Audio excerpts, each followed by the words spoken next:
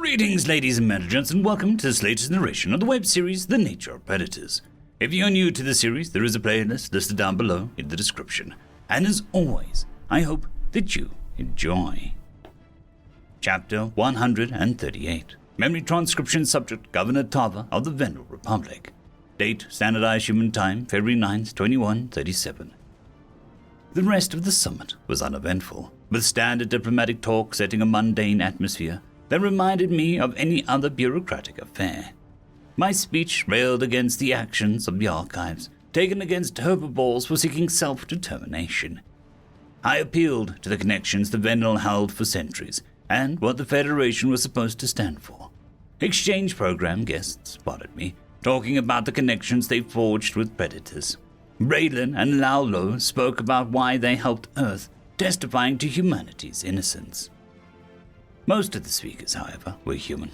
Ambassador Williams got a proper stint on the stage with a heavily prepared statement, rehashing what he'd said on Alpha in full detail. Secretary General Zhao handed the floor off to the undersecretaries to detail various tenets of the Charter. Extradition, interstellar police, and travel policies were proposed, followed by opinions on which substances should be controlled. Currency exchanges, labor, laws, and trade were discussed by another human official. The tricky issue was that of the exterminators and the environment. After the next Terran floated the idea of conservation. While the notion of preserving predators had been scrubbed from their speech, other diplomats caught on to the underlying intent. The humans deflected back to monitoring ecosystem impacts and preventing threats to sustainability. Their immediate pivot to colonization procedures and setting territorial disputes through the Coalition Forum wasn't lost on me. It was brave of Zhao to subtly throw condemnation on the Guild before any signatories had committed to the Coalition. The humans truly hate exterminators and predator disease. Terrans didn't need to raise the issue of predator disease beyond Sarah Rosario claiming that she would share research in the interest of cooperation and transparency. I had a sneaking suspicion that humans would use the Universal Declaration of Sapient Rights to lobby for the humane treatment of the mentally ill individuals. Tulsk was also kicked down the road, to be decided by whoever chose to join the coalition. Overall, the Predators covered all their bases and managed not to garner too much outrage from coveted allies. The Arxol visit and the anti-exterminator guests muddied the waters, so we'd have to see whether those occurrences would have negative impacts on the vote. Boo! Ambassador Williams wrapped his arms around me from behind and rested his chin on my shoulders. I didn't scare you a little. I wanted a little playback for all the times the Vendel approached me from the side, forgetting we can't see you. You know what it still scares me about you, Noah? How much I love you, I murmured. The human released his grip. Perhaps we feel the same. How deep is your love, so fearsome that it rocks the soul like a gust? You've said that before, haven't you? I might have been writing a poem for you for Valentine's. That day doesn't mean a thing to you, so I guess I can relay part of it now. It's not very good anyway. Go on. I need something to give me confidence. I'm the first on the voters' roster. For all I know, I'll be the only yes vote.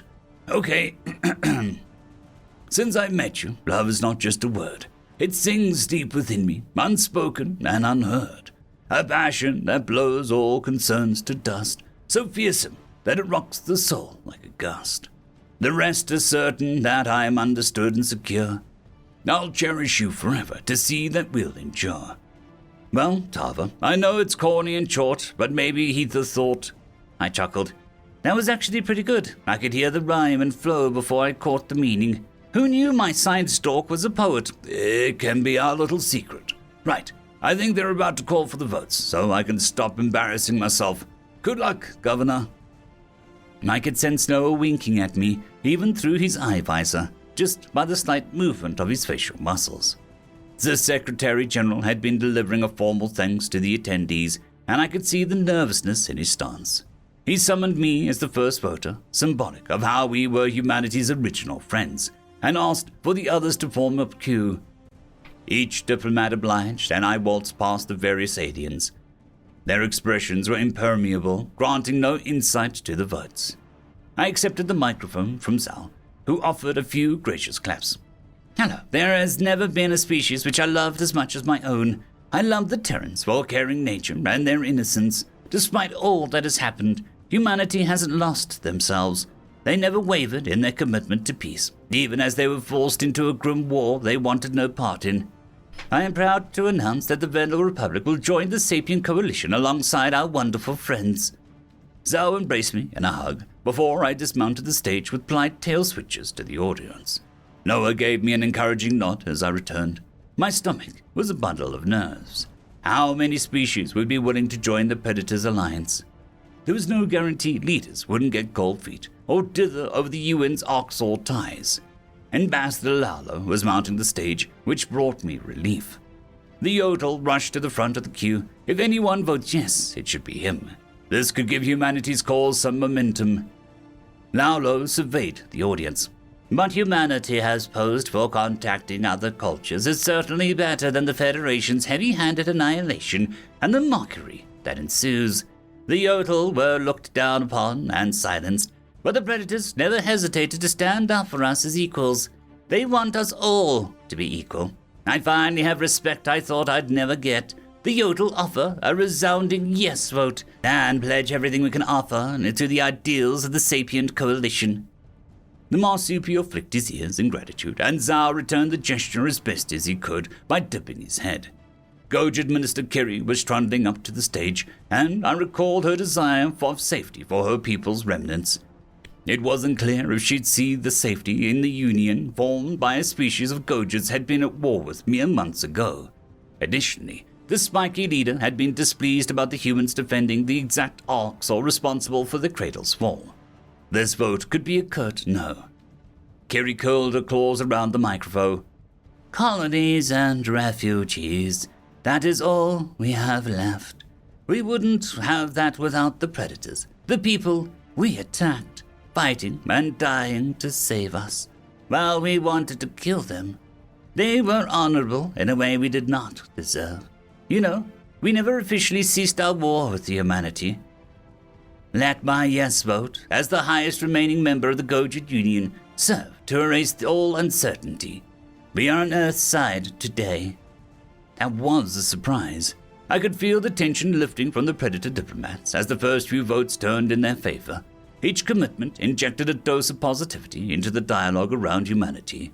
After constant suspicion and accusations, the genuine kindness was moving a few primates to tears. They deserved to hear affirmative messages from all of us at the summit. I squeezed Noah's wrist with my tail. Zerillian Prime Minister Braylon took the stage next. Be healed, innocent civilians in the aftermath of Earth, where 1 billion lives are taken without cause. We've seen their homeworld, and their doctor's code has reminded us of our purpose, to do no harm. My brothers, please give humanity a chance with the gift of my administration. Coilia and her government votes to join the Sapient Coalition by the Parliament's decision 62-3. Unsurprisingly, the 3 species who came to Earth's aid were all early votes to join humanity's league. A positive start, though our voting record can't stay perfect forever, can it? Thafki Representative Tulkin followed the quadrupeds, a nervous look on his face. The Federation allowed us to die for the crime of having a semi-aquatic nature. I guess it's no surprise that they never offered once to help us rebuild our lost heritage and home. You know who extended that offer the first time we met face to face? The humans. The Thafki advocacy for this alone votes to join the Sapient Coalition. Considering how quickly the blue-grey ambassador had been to run for the bar and avoid Zhao's exposed eyes, that was a surprise. Telekin wanted to open a full diplomatic relations with Predators.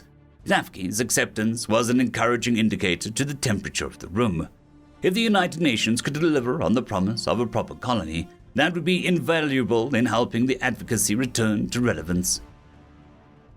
What more do we need to say than saving Co? Mazik President Kupo asked, succeeding the Thafki. The people we thought were our friends came to conquer us. Well, the Predators we doubted and scorned saved us for nothing in return.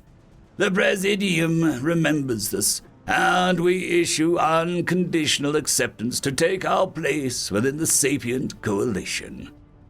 Noah snorted to himself. Long way from never trusting predators, huh? "Your speech is the reason Cooper and all of these species started on the path of accepting humans," I whispered. "You're the original inspiration, the spark that lit the fire." The Ankari and the Veran ambassadors took the stage together, with the former speaking for both. "We are grateful the Sulians put us in touch with humanity. Many neutral parties had time to rethink the Terrans and who they are as a race. When we learned that we were former omnivores, we felt alone. The predators welcomed us, and everyone who lost their heritage. The Ankari and Veran governments stand together as deepest allies for this unequivocal steps of joining the sapient coalition." That left 8 entrants in our union, with no votes to oppose them. The humans could hardly contain their jubilance, and there were 30 species remaining to speak. Quick acceptance speeches from the Drova and the galactically distant Pultons rounded out the numbers to 10. The United Nations had cynical expectations before the summit commenced, stating that they'd be happy with a mere dozen allies despite all that had gone wrong. Enough sentiment had swung in our favor. Tillfish Governor Burla scuffled to the podium. "My thanks to the Terrans is a personal one for saving me, my son, and helping me with the troubling concern. They could have done anything when they accepted our surrender, but they were giving us a chance at freedom. They fought for Silas, even when it seemed like they'd left, in spite of our participation in the raid. We don't deserve to join the Sapient Coalition, but I accept the offer with gratitude." The Harkon, the other vassal, mirrored that sentiment before relinquishing the podium to the Fissons. Ambassador Halmina seemed pleased to have reached the stage before the Nevek successor to Tarsa, and declared that she'd joined since the coalition might soon be the only bargaining opportunity left. Eager to outshine their rivals, Tosa's replacement went on a lengthy tirade about how the humans needed the Neveks. Most hyper-capitalist species signed on, though their speeches weren't quite as inspiring as the others. 4 converted neutrals followed, each penning the dotted line. The Sulian of Talis trotted onto the stage, suggesting that they'd been smoothing the waters and guiding the last few speakers. I thought that they were a certain vote to join humanity's team. After all, the diplomatic legwork they'd done. However, I was curious to see what the sister species from a single world had to say about our predator friends. Noah had his 2 fingers twisted atop each other, hoping that the perfect voting streak would hold up throughout the tally. "They all love you," I whispered to the astronaut. "Everything you've done has mattered to a lot of people." The Terran ambassador bobbed his head. "Sometimes I thought no one would ever see us as anything more than monsters. It felt like no matter what we did, it wasn't appreciated." "That's not true. Listen to what they're saying. All the things you've done in such a short time. Here's a duo that are sure to sing your praises." Humanity answered the call when we discovered our sister species had been slighted. The Sulian ambassador was saying, "What they gave us was a scientific truth derived from the mythology of scraping fact from bits of stone. They then risked their lives to recover the archive's info and give us concrete answers. We decided who we are, like Zal said, and that's humanity's friends. The dual species of Jild will join the coalition." That was only the beginning of the tide of agreement. 7 more species accepted the proposal, and the palpable fog of emotion hung in the room. It would mean a lot to humanity if every species here voted to join. My pleasure was soured as Nuala took the stage. She'd helped greenlight the bombs that struck Earth's flesh before she turned separatist. Hopefully, the Crowcartle had a sense to see that her species didn't belong in the humans' inner circle. Whatever Zhao espoused about an olive branch, the Terrans didn't deserve to interact with the arch-enemies on a daily basis. The Tillfish and the Harkon shouldn't have the decency to reject the offer too, but the Crowcartle are particularly egregious. Nuala tossed her sunset orange beak, shaking her feathers out. "I offered to turn myself in, the first time I could speak to Zhao alone here. Unfortunately, he expressed no desire to have me charged. The humans were innocent, and we prosecuted them to no end. I came here to apologize, but if they wish for the Crowcartle to join, I must honor their wishes. Whatever I have belongs to the Sapient Coalition. We're in." A few disgruntled murmurs passed through the crowd but the representative held their tongues, knowing that humanity would strike down discrimination on their floor. 3 yes voters followed the avian, but my focus wandered. My thoughts briefly flitted to the election and how joining this many species after the break from the Federation might turn voters against me. If securing the Vendel Republic's place in galactic politics was my last act, I could live with that. The race would be a challenge, but it would be arduous for Valen to pull us out of the coalition. Unity in the face of this war and motivation given through outside kindness is what humanity needs to make a final push of offer. Forget your competition at home, Tava. Let Noah and Zoa etch their feelings into their memories. Species after species passed by Zao, and the line dwindled without a single species rejecting the spot on their team. I thought about Elias Meyer's version of galactic peace and his desperate outreach to anyone who would listen.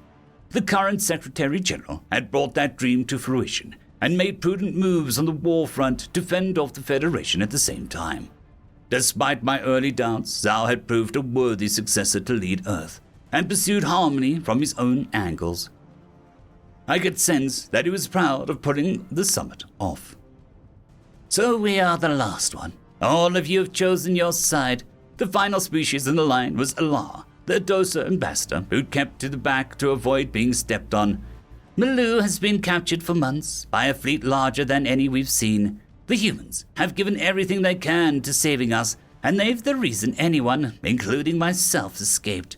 Being one of the larger species makes them intimidating, but I find they have larger hearts in turn. Their compassion is their greatest strength. The Federation pushed us into their arms, so it's a given that we will join the Alliance. Silence permeated the auditorium, with the tally remarkably sitting at a unanimous vote to join. The chorus of heartfelt praises to humanity, the predator species that opened all of our eyes, was still ringing in our host's ears. Noah sank to his knees and wept, unable to fathom such decisive support being lent to Earth. If one species was worth sacrificing his life on Alpha, how much more did 38 friends mean to my astronaut? I wrapped my paw around his shoulder and tugged his shaking head towards me. "Oh, Tava, after everything that happened to Earth, it's really nice to know that I set some positive events in motion," Noah sniffled. "Why couldn't it have been always like this? There's nothing I wouldn't have done." Mucus dropped from his bruised nose as the emotions he'd been carrying spilled out. Secretary General Zhao had wandered back to the podium, head briefly turned towards us. Other aliens were watching us, though their attention quickly shifted back to the Chinese diplomat. The UN leader couldn't find the words to address the crowd, and he swallowed a lump in his own throat. I could see that he was choked up, though he managed to get out a few words. "We have work to do, friends," the human coughed, clearing his throat. "Thank you. Only now can I truly say that humanity is not alone in the universe. We're going to make this community special, because we must. Together we'll turn the tides of this war and restore autonomy to every world. Now, before we pack this up, let's have a celebration of us." After extending their hands in a plea for friendship for months, humanity had found the eager comrades they desired. I soothed the overwhelmed Noah and thought about how far I'd come from seeing him as a despicable monster. The Terrans deserved an outcome that was in their favor, without any caveats. For the first time since their introduction to the galaxy, events had shaken out that way. My gaze swept over the various diplomats, considering how this diverse alliance would approach the challenges that faced us all. The Predators had much to teach everyone here about civility. I had faith that we could come up with solutions to our dilemmas and undo the crushing dogma that pervaded our societies. The future could be bright under Earth's guidance, paving the way for better days to come. End of chapter. There is a new legend on the horizon. Blueberry Cat has taken the T6 Patreon spot. Thank you very much, and I'm sure that I speak for everyone when I say that. I would just like to thank our T5 members, Lord Azrakel, Ambrose Cattell, Quantum Wednesday, Dragzoon W.R.E, Blueberry Cat, Cam Maxwell, Casper Arnholtz, Bushmaster 177, and Leslie 517. Thank you very much.